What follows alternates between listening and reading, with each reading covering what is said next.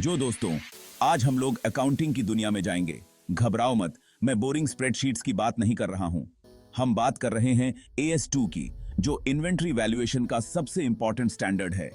Inventory को अपने sneakers के कलेक्शन की तरह समझो। आपको पता होना चाहिए कि आपके पास क्या है और उसकी क्या कीमत है ना? यहीं पर AS2 काम आता है। ICAI द्वारा जारी किया गया यह आपके इन्वेंट्री की वैल्यू निकालने का रूल बुक है। यह स्टैंडर्ड बहुत इंपॉर्टेंट है क्योंकि यह आपके फाइनेंशियल स्टेटमेंट्स को डायरेक्टली अफेक्ट करता है। Profit and loss, balance sheet, सब कुछ। अगर आपने इन्वेंट्री वैल्यूएशन गलत कर दिया तो आपका फाइनेंशियल लॉस हो सकता है। तो चाहे आप एक एक्सपीरियंस्ड बिजनेस प्रोफेशनल हों या अभी शुरुआत कर रहे हों, AS2 को समझना बहुत जरूरी है। मेरे साथ बने रहो और मैं इसे आपके लिए आसान भाषा में समझाऊंगा। चलो अब काम की बात करते हैं। AS2 ज्यादातर इन्वेंट्रीज को कवर करता है, रॉ मटेरियल से लेकर फिनिश्ड गुड्स तक। इसे ऐसे समझो, अगर आप इसे बेचने वाले हैं तो यह शायद AS2 के अंतर्गत आता है। लेकिन रुकिए, कुछ एक्सेप्शंस भी हैं।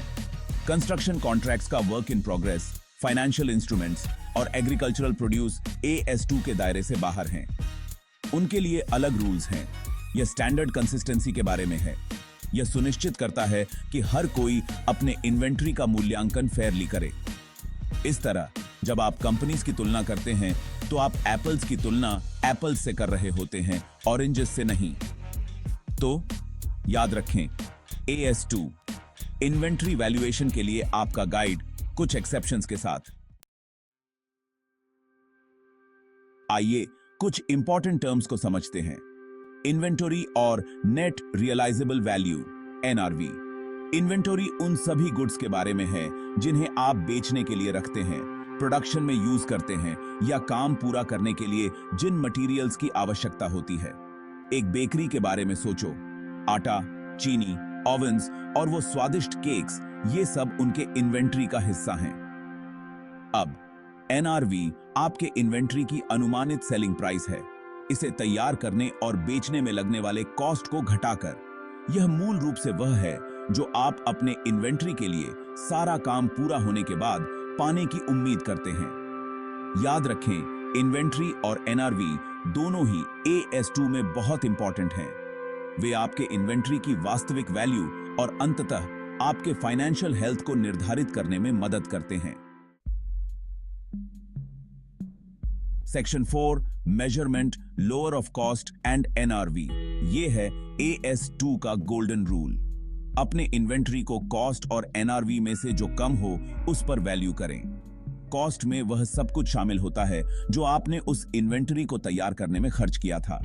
अगर आपका NRV कॉस्ट से कम है तो आपको अपने इन्वेंट्री वैल्यू को कम करके लिखना होगा। याद रखें, ईमानदारी सबसे अच्छी नीति है, अकाउंटिंग में भी।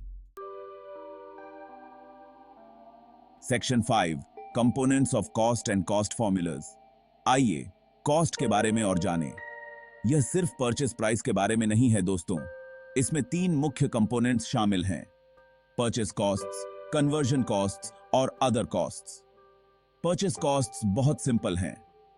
आपने सामान के लिए क्या भुगतान किया।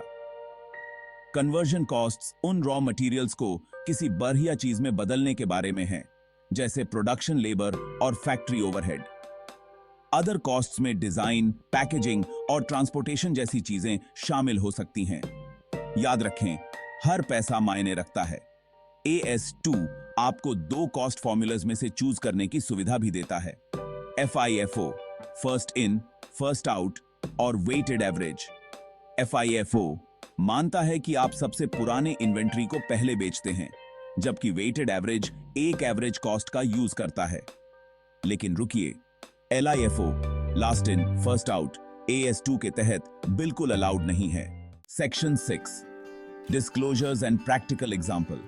चलिए हम आखिरी पड़ाव पर हैं। AS2 के लिए आपको अपने फाइनेंशियल स्टेटमेंट्स में अपनी इन्वेंट्री वैल्यूएशन मेथड्स के बारे में बताना होगा। ट्रांसपेरेंसी बहुत जरूरी है दोस्तों। आइए इसे एक रिलेटेबल एग्जांपल के साथ खत्म करें। कल्पना कीजिए कि आप एक कूल स्ट्रीटवेयर ब्रांड चला रहे हैं। आपने 500 रुपए प्रति की दर से 100 टी-शर्ट खरीदी।